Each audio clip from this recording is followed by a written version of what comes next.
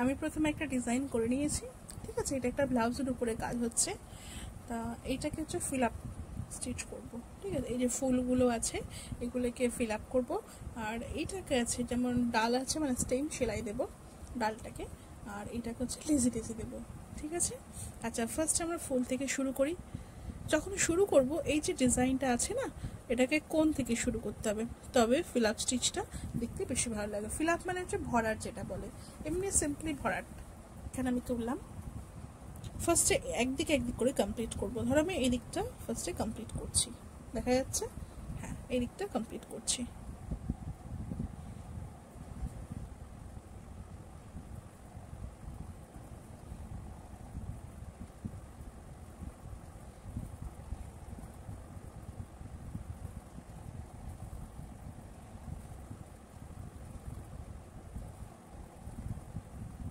বেশি টানবো না সুতোটাকে, টানলে কি হবে মেন ফেব্রিক যেটা বেস যেটা সেটা হচ্ছে অনেক সময় স্ট্রিং করে যায়, ঠিক আছে।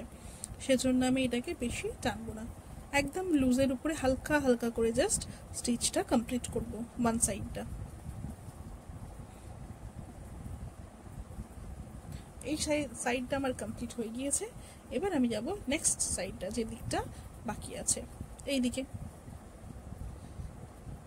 এই উঠালাম এই দিকে। এবার এই দিকটা কমপ্লিট করব সেম অ্যাজ এই দিকটা যেভাবে করেছিলাম।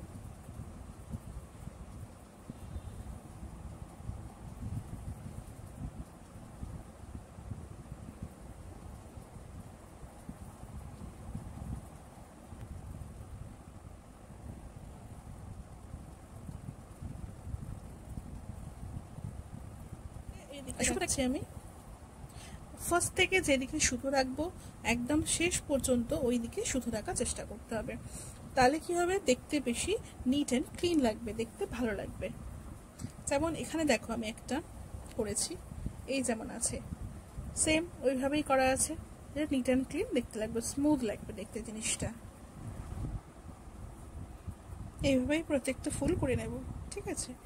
এই 3টে ফুল করে নিলাম, করার পরে এবার পাতাটা কমপ্লিট করব।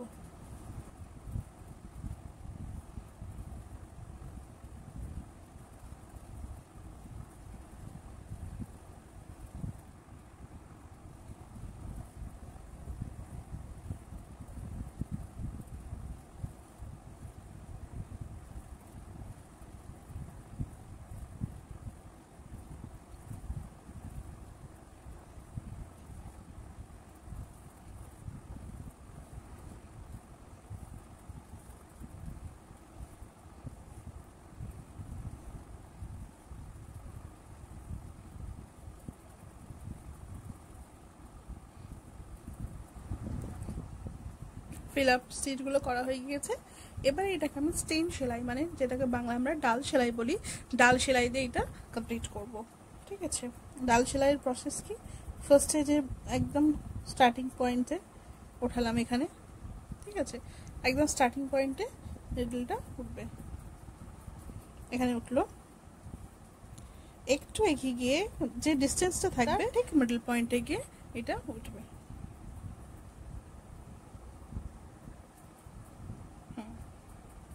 মিডল পয়েন্টে গিয়ে, ঠিক আছে।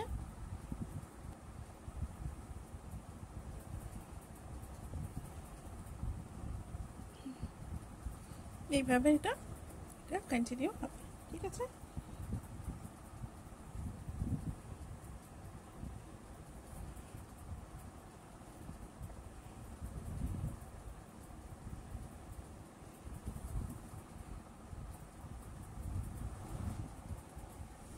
ডালটা হয়ে গেছে, এবার এখানে আমরা লেজি লেজিটা করে দেব। এখানে সুচটা উঠিয়ে এভাবে জাস্ট ঘুরিয়ে দেব। লেজি লেজি হচ্ছে চেনের একটা ভ্যারাইটি, ঘুরিয়ে দিয়ে এখানে এটা লক করে দেব।